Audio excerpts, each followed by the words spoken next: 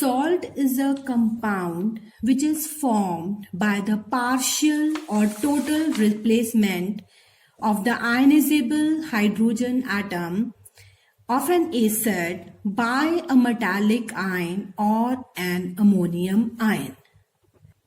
This means that, let's take an example, NaNO3 when combines with sulfuric acid, H2SO4, when hydrogen of the sulfuric acid is replaced by the metallic ion, it results in the formation of Na2SO4.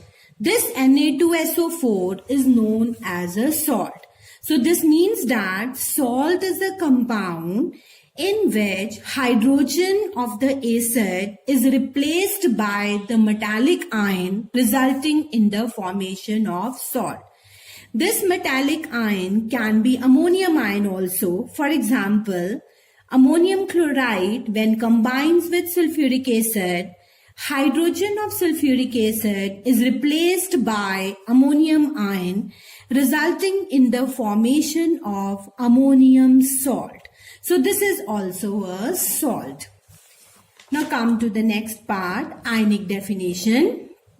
According to ionic definition, salt is an ionic compound which when dissociated in water, it yields a positive ion which is other than hydrogen ion and a negative ion other than hydroxyl ion.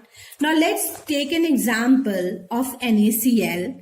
NaCl in the aqueous form, it dissociates to give us one positive ion known as sodium ion and a negative ion known as chloride ion. Now this sodium ion is different from hydrogen ion and chloride ion is different from hydroxyl ion. Therefore, NaCl is considered as a salt. Now next come to the classification of salts. Salts are basically classified into 6 main categories. Number 1, normal salt. Second, acidic salt. Third, basic salt. Fourth, double salt. Fifth, mixed salt. And sixth one, complex salt. Students, only first 3 salts are there in the scope of the syllabus. Fourth, fifth and sixth salt is not there in your syllabus, so that we will not do. Now come to the first type of salt known as normal salt. This we have already done in acids also. Now let's define it.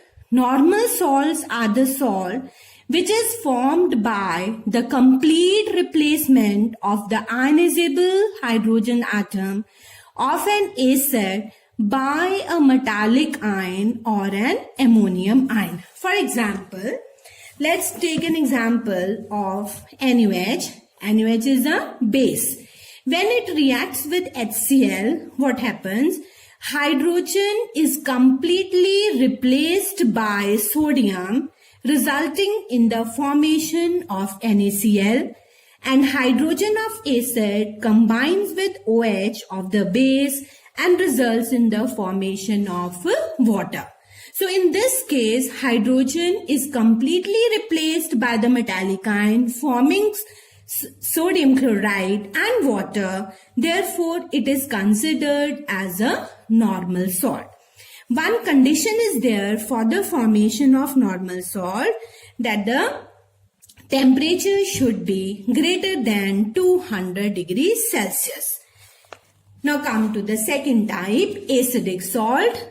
Acidic salt are formed by the partial replacement of the ionizable hydrogen atom of a polybasic acid by a metal or an ammonium ion.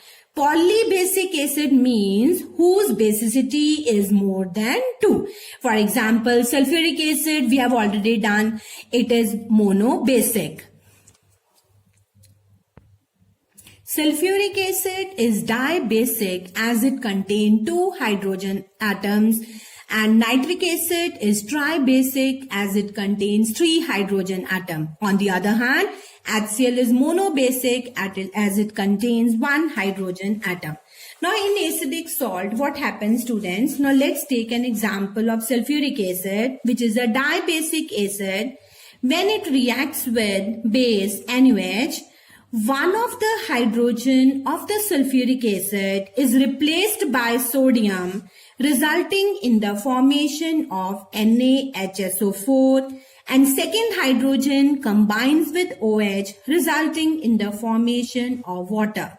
This is known as acidic salt, as it is formed by partial replacement of hydrogen by the metallic ion. How partial replacement? Because in this case, we have two hydrogen atoms, but only one hydrogen atom is replaced by the sodium ion, resulting in the formation of acidic salt. Students, keep in mind, acidic salt ionize in water to give us hydronium ion. Therefore, they show all the properties of an acid. Same way, third type is basic salt.